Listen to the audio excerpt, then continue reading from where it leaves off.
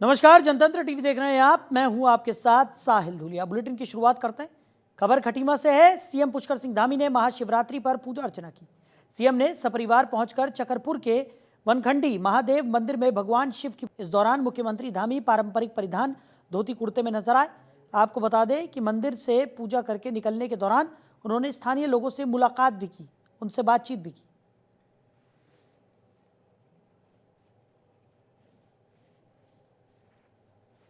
तो उत्तराखंड के मुख्यमंत्री पुष्कर सिंह धामी खटीमा में पूजा अर्चना करते हुए महाशिवरात्रि के पर्व पर नजर आए। पारंपरिक परिधान धोती कुर्ते में अपने परिवार के संग वो खटीमा पहुंचे, जहां उन्होंने शिव की आराधना की।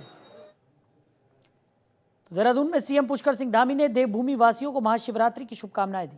सीएम ने एक्स पोस्ट करते हुए लिखा, समस्त प्रदेशवासियों को महाशिवरात्रि महापर्व की हार्दिक बधाई एवं शुभकामनाएं।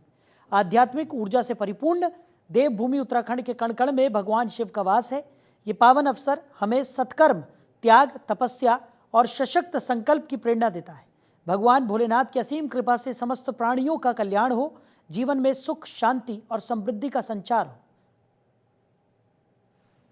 तो शिवरात्रि के महापर्व पर सीएम पुष्कर सिंह धामी ने प्रदेशवासियों को शिवरात्रि के पर्व की शुभकामनाएं दी। उन्होंने एक्स हैंडल पर पोस्ट कर लिखा कि समस्त प्रदेशवासियों को महाशिवरात्रि महापर्व की हार्दिक बधाई एवं शुभकामनाएं।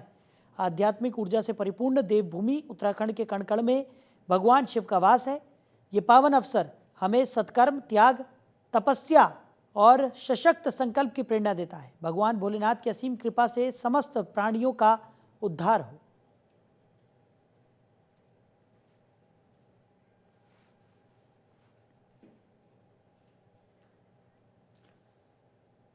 तो खबर खटीमा से है, जहां सीएम पुष्कर सिंह धामी ने सामूहिक विवाह कार्यक्रम में शिरकत की। इस दौरान सीएम ने नवविवाहित जोड़ों को आशीर्वाद भी दिया। सीएम ने कहा कि महाशिवरात्रि के पावन पर्व पर आप सभी वैवाहिक जीवन में प्रवेश कर रहे हैं, ये बहुत ही खुशी का मौका है। सीएम ने कहा कि आप सभी पर भगवान शिव और माता पार्वती का आशीर्वाद सदैव बना रहे। तो खटीमा में सामूहिक विवाह कार्यक्रम में शिरकत करने सीएम पुष्कर सिंह धामी पहुंचे, जहां उन्होंने नवविवाहित जोड़ों को आशीर्वाद दिया। साथ ही साथ आने वाले भविष्य की शुभकामनाएं देते हुए भी ये सामूहिक विवाह का ये कार्यक्रम कोई सामान्य समारोह नहीं है। ये सामान्य समारोह नहीं है, बल्कि सशक्त समाज की एकता के रूप में करुणा और सहयोग का भी प्रतीक है। इस प्रकार से मुझे भाई सुमित जी ने बताया कि बहुत सामान्य स्थितियों में रहने वाले सभी का मांगलिक कार्य यहाँ पर संपन्न हो रहा है।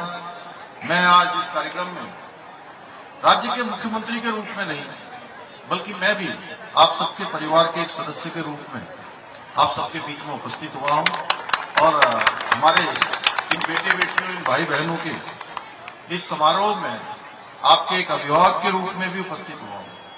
भाइयों बहनों, कन्यादान को हमारे समाज में बहुत पवित्र कार्य माना गया है और मुझे गर्व है कि आज महाशिवरात्रि के शुभ अवसर पर मुझे भी इस महत्वपूर्ण क्षण का, इस महत्वपूर्ण अवसर का साक्षी बनने का शुभ अवसर प्राप्त हो रहा है।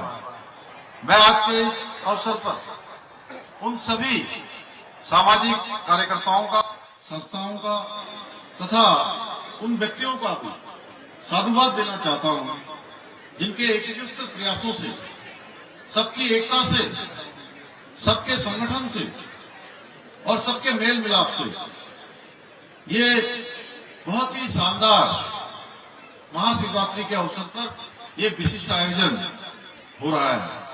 मुझे बताया गया है कि इस मंदिर का निर्माण दान की भूमि पर किया गया है और इस मंदिर की सेवादारी में खटीमा के प्रत्येक समाज से लगभग 5000 परिवार जुड़े हुए हैं। मैं अभी मुझे उनका भी सानिध्य प्राप्त हुआ, हमारे मोले सिंह और दीपा देवी जी। आप सभी, आप दोनों को मैं हृदय से आपका भी अभिनंदन करता हूं कि आपने महादेव के इस प्रांगण के निर्माण में कितना बड़ा पवित्र काम किया है। भाइयों बहनों, खटीमा हमारा एक फूलों की एक ऐसी बगिया है जिसमें समाज के सभी वर्गों के लोग आपस में मिलकर प्रेम भावना से, सहयोग की भावना से यहाँ पर रहते हैं। और मैं हमेशा कहता हूं कि खटीमा एक लघु भारत है। अगर एक मिनी इंडिया का स्वरूप कहीं पर दिखता है तो कहीं दिखता है तो खटीमा में दिखता है। पूरे साल भर कार्यक्रम यहाँ पर होते हैं, सांस्कृतिक कार्यक्रम होते हैं। अभी हमने देखिए एक साथ कुछ दिनों पहले जनवरी माह में जहां उत्तरायणी का कौतिक मनाया, उत्तरायणी मनाई, भूगतिया त्योहार मनाया, वहीं हमने लोहड़ी का भी आयोजन हुआ यहाँ पर। अभी बैसाखी का भी आयोजन होने वाला है, उसका भी मुझे निमंत्रण पहले मिल गया है। मकर संक्रांति का कार्यक्रम अनेक स्थानों पर यहां होता है, माघी का कार्यक्रम होता है कई स्थानों पर। अभी होली आ जाएगी, होली भी हमारे यहाँ कई प्रकार की होती है, गाने वाली, बैठकर खेलने वाली, कहीं रंग की होली, कहीं भंग की होली, कहीं थड़वाट की होली। कौन सी प्रेम सिंह जी आपके यहाँ मौजूद होती है? तो अगली खबर केदारनाथ से है, जहां बाबा केदारनाथ धाम के कपाट 2 मई को सुबह 7 बजे खोल दिए जाएंगे। इसके बाद श्रद्धालुओं को 11वें ज्योतिर्लिंग बाबा केदार के दर्शन मिलेंगे। आपको बता दें कि आज महाशिवरात्रि पर कपाट खुलने की तिथि की घोषणा हुई है। इसे लेकर सीएम धामी ने खुशी जाहिर की है।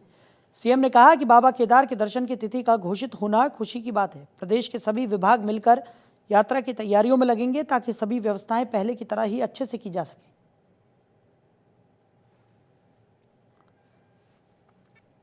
बड़ा शुभ दिन है, 2 मई से बाबा केदार के कपाट खुल जाएंगे और भक्तों के दर्शन के लिए यात्रा प्रारंभ हो जाएगी। पिछले वर्ष जो यात्राओं के अनुभव रहे हैं, यात्राओं में जो व्यवस्थाएं रही हैं, उन सभी व्यवस्थाओं की हमने पहले ही समीक्षा कर ली है और लगातार हम इस बार यात्रा की तैयारियों के लिए पहले से ही लगे हुए हैं। हमारे शासन के स्तर पर, प्रशासन के स्तर पर, जिला स्तर पर और सभी विभाग मिलकर यात्रा का अच्छा संयोजन करें, क्योंकि प्रत्येक वर्ष बाबा के भक्तों की संख्या बढ़ रही है, दर्शन करने वालों की संख्या बढ़ रही है। उसको ध्यान में रखते हुए सभी व्यवस्थाएं अभी से सुनिश्चित की जाएंगी। जहां भी जो काम अभी होने हैं उन सभी पर तेज गति से उनको करवाया जाएगा और बाबा की कृपा से यात्रा ऐतिहासिक होगी, सफल होगी, अच्छी होगी और सभी भक्तगण अपनी मनोकामना लेकर आएंगे। उधर भरारीसैंण में विधानसभा अध्यक्ष रितु खंडूड़ी ने अंतर्राष्ट्रीय विषयों पर शोध केंद्र कार्यालय का उद्घाटन किया। इससे पहले उन्होंने अधिकारियों के साथ बैठक कर विकास योजनाओं की जानकारी ली।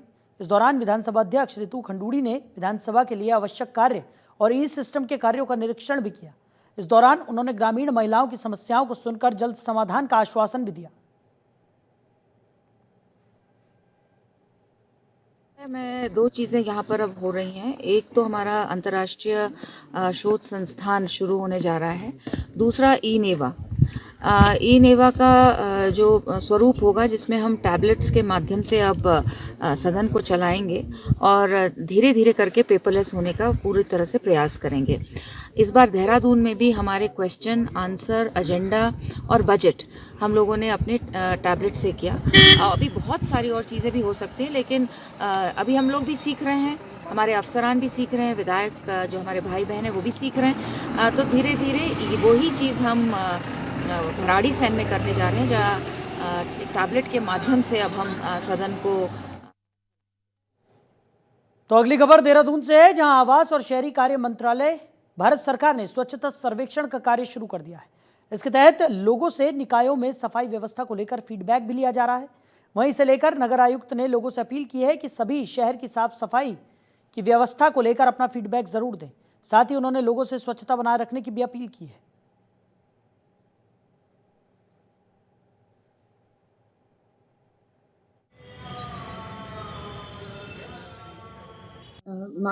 जो भी हमारी अब भारत सरकार द्वारा ये बहुत बड़ा अपने आप में एक कवायद रहती है और ये वर्ल्ड का बिगेस्ट क्लीनलीनेस सर्वे किया जाता है।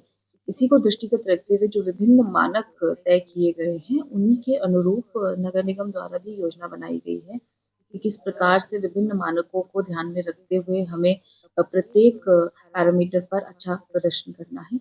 उसमें जनमानस की भागीदारी को लेकर विशेष रूप से यही अपील है कि जितने भी हमारे हाउस होल्ड्स हैं, कमर्शियल यूनिट्स हैं, सभी सोर्स सेग्रीगेशन के लिए सहयोग करें और सोर्स सेग्रीगेशन करते हुए ही गीला और सूखा कचरा अलग-अलग गाड़ी को दें।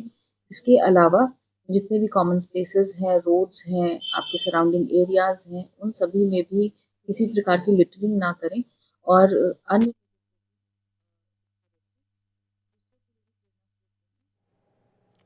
तो देहरादून में महाशिवरात्रि पर शिवालयों में लोगों की लंबी कतारें लगी हुई है। बड़ी संख्या में लोग शिवालय पहुंच रहे हैं। वहीं इस खास पर्व को लेकर प्रसिद्ध टपकेश्वर महादेव मंदिर में भारी भीड़ लगी हुई है। वहीं शिवरात्रि को लेकर जहां मंदिर में तैयारियां की गई हैं, तो वहीं प्रशासन ने भी भरपूर इंतजाम किए हैं। बता दें कि मंदिर की मान्यता महाभारत काल से जुड़ी हुई है और इसी को लेकर भारी संख्या में श्रद्धालु इस मंदिर में पहुंच रहे हैं और भगवान शिव को प्रसन्न करने के लिए पूजा अर्चना करते हुए नजर आ रहे हैं। तो महाशिवरात्रि पर भक्तों का सैलाब शिवालयों में उमड़ता हुआ नजर आ रहा है। देहरादून में भी टपकेश्वर महादेव मंदिर में भक्तों की लंबी लंबी कतारें देखने को मिली।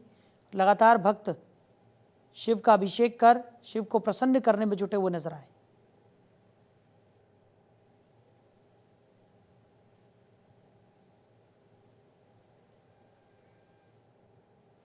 हर हर महादेव। सबसे पहले हमारे सबसे लोकप्रिय चैनल और एक अध्यात्म जगत को सदैव शिखर पर रखने वाली आपके ANI चैनल को आदि अनादि पौराणिक स्वयं भगवान टपकेश्वर प्रांगण से बहुत बहुत महाशिवरात्रि पर्व की शुभकामनाएं देता हूं। ये लगभग हमारी देवभूमि शिव भूमि है। देवभूमि हम लोग इसलिए नहीं कहते हैं, दोनों नगरी ऋषियों की नगरी रही है। 6500 वर्ष पूर्व की जो शिवलिंग की परंपरा रही है, संन्यास परंपरा रही है, भगवान शंकर शैव परंपरा को मानने का जो पर्व रहा है, अलौकिक और अद्वितीय रहा है। रात्रि 12 बजे प्रथम प्रहर संपूर्ण विश्व के कल्याण के लिए भगवान शंकर की बहुत सारी प्रिय वस्तुओं से गंगा जल, धतूरा, भांग, बेलपत्र, समी और अनेकानेक द्रव्यों से भगवान का अभिषेक किया गया। तो देश भर में महाशिवरात्रि का पर्व धूमधाम से मनाया जा रहा है। वहीं अल्मोड़ा के ऐतिहासिक जागेश्वर धाम में भगवान महामृत्युंजय ज्योतिर्लिंग जागेश्वर में भी श्रद्धालुओं की भारी भीड़ उमड़ी हुई है। शिव भक्त आराध्य देव भगवान शंकर की पूजा अर्चना कर रहे हैं। सुबह से ही जागेश्वर धाम में लोगों की लंबी कतार लगी हुई है। आपको बता दें कि जागेश्वर धाम में रात को भी विशेष पूजा की जाती है।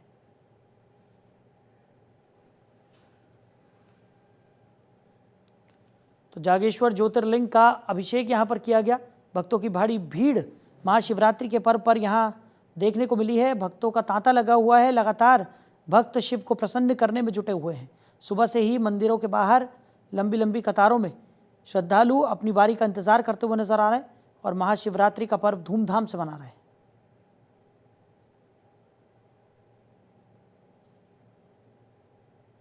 जागेश्वर धाम में आप सभी भक्तों का स्वागत है। शिवरात्रि की आपको अनंत शुभकामनाएं। आज शिवरात्रि के पावन पर्व पर देश विदेश से श्रद्धालु पधारे हुए हैं और बहुत अच्छी भीड़ हुई है आज सुबह 5 बजे से और ये शाम तक रहेगी।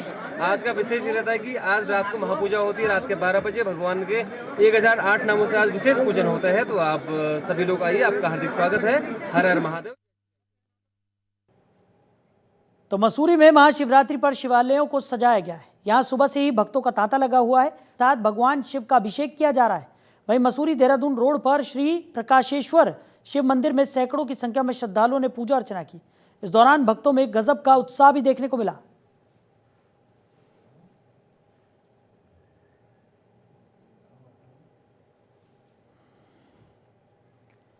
तो महाशिवरात्रि के पावन पर्व पर लगातार मंदिरों में भक्तों का तांता लगा हुआ है। मसूरी देहरादून रोड पर भी प्रख्यात शिव मंदिर में भक्तों ने पहुंचकर पूजा अर्चना की, भगवान शिव का अभिषेक किया। लंबी लंबी कतारें मंदिर के बाहर भक्तों की देखने को मिली और गजब का उत्साह भी भक्तों में नजर आया। तो महाशिवरात्रि के पर्व पर भक्त सुबह मंदिरों में, शिवालयों में पहुंचकर भगवान शिव की आराधना करते हुए नजर आ रहे हैं। भक्त पूजा अर्चना कर रहे हैं, भगवान से सच्चे मन से मनोकामना मांगते हुए दिखाई पड़ रहे हैं। और भोले का अभिषेक कर भोले को प्रसन्न करने में जुटे हुए हैं। मेरा नाम उपासना लेखवार है और आज रात्रि है, बहुत अच्छा लग रहा है। हम सुबह आए, सारे मंदिरों में जितने भी भगवान के मंदिर है, शिव जी के, हर मंदिर में जाके जल अर्पण किया। भगवान से अपने कामना के लिए प्रेयर की, पर अब मैं इस बारी 10th में हूँ। मैं चाहती हूँ भगवान मेरी सुन ले, अच्छा रिजल्ट है। वैसे अपनी मेहनत भी बहुत अच्छी कर रही हूँ, पर भगवान पे भी थोड़ी बहुत, मम्मी ने भी बोला था, मम्मी का भी फास्ट है, मेरा भी फास्ट है, बाकी भगवान से जो मांगेगी भगवान पूरा करेंगे। तो इसीलिए आज भगवान के पास आई। वैसे आना जाना लगा रहता है मंदिर में, पर आज शिवरात्रि थी तो इसीलिए भगवान से अपनी कामना के लिए मांगा है, विश की है। इस बारी 10th का रिज़ल्ट अच्छा है और बस मेरे घर वाले भी अच्छे से रहें, घर वालों के लिए भी प्रेयर की है। तो हरिद्वार के शिवालयों में महाशिवरात्रि पर भक्तों का सैलाब उमड़ पड़ा है। भगवान भोलेनाथ और माता पार्वती के विवाह के पावन पर्व महाशिवरात्रि पर भक्त उनके दर्शनों को आतुर हैं। कनखल स्थित दक्षेश्वर महादेव मंदिर में भक्तों की भारी भीड़ देखी जा रही है। दक्ष मंदिर में भगवान शिव का जलाभिषेक करने तो सुबह 4 बजे से ही लाइनों में लगकर अपनी बारी का इंतजार कर रहे हैं। वहीं मंदिर परिसर में हर हर महादेव के जय घोष लगातार गुंजयमान है। श्रद्धालु दूध, जल, बेलपत्र और भांग धतूरा अर्पित कर भोले आराधना करते हुए दिखाई पड़ रहे हैं। चांद व्यवस्थाएं भी की गई है। लगातार भारी भीड़ मंदिरों में उमड़ पड़ी है और इसी के लिहाज से तमाम व्यवस्थाएं भी श्रद्धालुओं के लिए की गई हैं। श्रद्धालुओं को किसी तरह की कोई परेशानी का सामना न करना पड़े, इस लिहाज से प्रशासन भी पूरी तरह से सक्रिय है।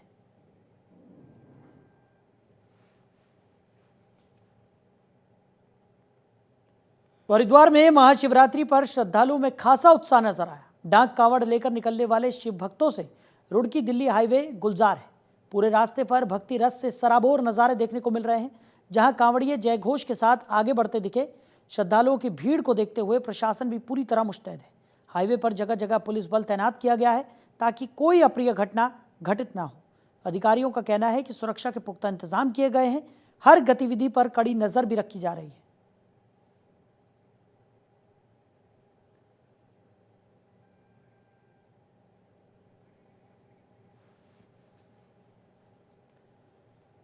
वहीं उत्तराखंड में वित्त मंत्री प्रेमचंद अग्रवाल के बयान को लेकर घमासान मचा हुआ है। इस पर बीजेपी कांग्रेस आमने सामने आ गई है। इस खबर में क्या कुछ खास है, इस रिपोर्ट में देखिए। मंत्री प्रेमचंद अग्रवाल के बयान पर बवाल। कांग्रेस ने बीजेपी की नीयत पर उठाए सवाल। उत्तराखंड विधानसभा के बजट सत्र के दौरान कैबिनेट मंत्री प्रेमचंद अग्रवाल के बयान से उठा बवाल शांत होने का नाम नहीं ले रहा। इसे लेकर अब जहां बीजेपी प्रदेश अध्यक्ष महेंद्र भट्ट और कांग्रेस प्रदेश अध्यक्ष आमने सामने आ चुके हैं, तो वहीं सबसे पहले सुनिए, तो आपको सबसे पहले सुनवाते हैं मंत्री प्रेमचंद अग्रवाल का वो बयान जिस पर विपक्ष निशाना साध रहा। माननीय अध्यक्ष जी, मैं इसका आप ये विषय हो जाएगा बाद में, पहले इसी में बात हो जाए। मतलब कोई बात है क्या? मतलब पहाड़ी देश क्या ये उत्तराखंड किसी पहाड़ के लोगों के लिए बना जो, और पहाड़ में है कौन? कोई मध्य प्रदेश से आया, कोई राजस्थान। तो सुना, मंत्री प्रेमचंद अग्रवाल कह रहे हैं कि प्रदेश में केवल पहाड़ की बात क्यों, और बात भी सही है।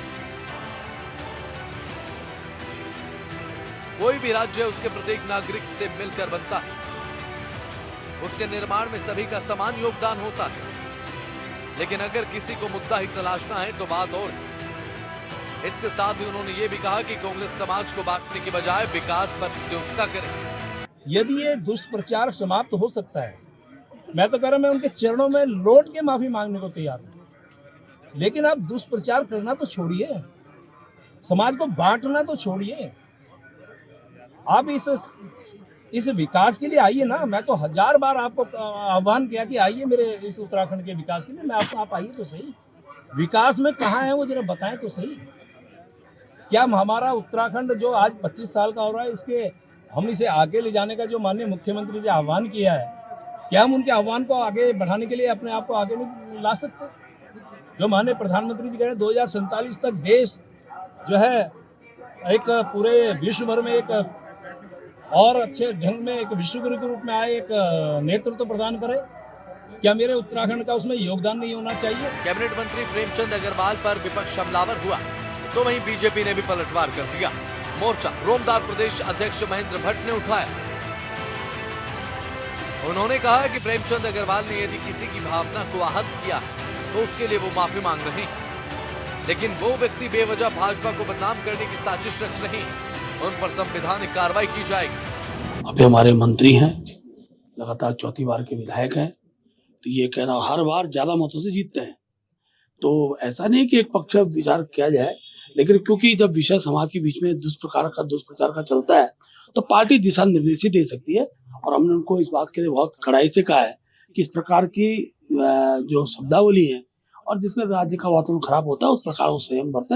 लेकिन मुझे बताते खुशी भी है, उन्होंने उसे पहले तो उन्होंने कहा कि मेरा दूर दूर तक इस प्रकार का कोई भाव नहीं है, फिर भी किसी की भावना को ठेस पहुंची है तो उन्होंने खेद प्रकट किया है, उन्होंने माफी भी पार्टी स्तर पर मांगी है। और मैं कह सकता हूँ कि इस प्रकार का माहौल कम से कम इस पर रुकना चाहिए। बार पलटवार में कांग्रेस प्रदेश अध्यक्ष करण महारा ने भी एंट्री ली और कहा कि बीजेपी को खुली चुनौती में देता हूं।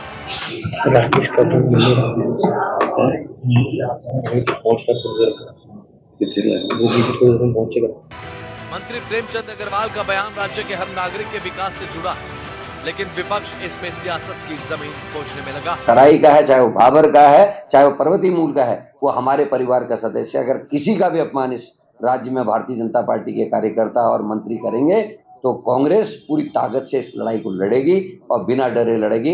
अरे तुम हो ही अंग्रेजों के चेले, अंग्रेजों ने जो किया वही तुम कर रहे हो, है ना। आप धमकी भी देंगे, गालियां भी देंगे और हम ही को धमकी भी देंगे। करिए महेंद्र भट्ट कितनी ताकत है, मैं देखता हूँ। सबसे पहले करण मेहरा को गिरफ्तार करें, देखता हूँ क्या कर। अब फैसला जनता को करना है, क्योंकि लोकतंत्र में सबसे बड़ा फैसला जनता का ही होता है। स्पेशल डेस्क, जनतंत्र टीवी।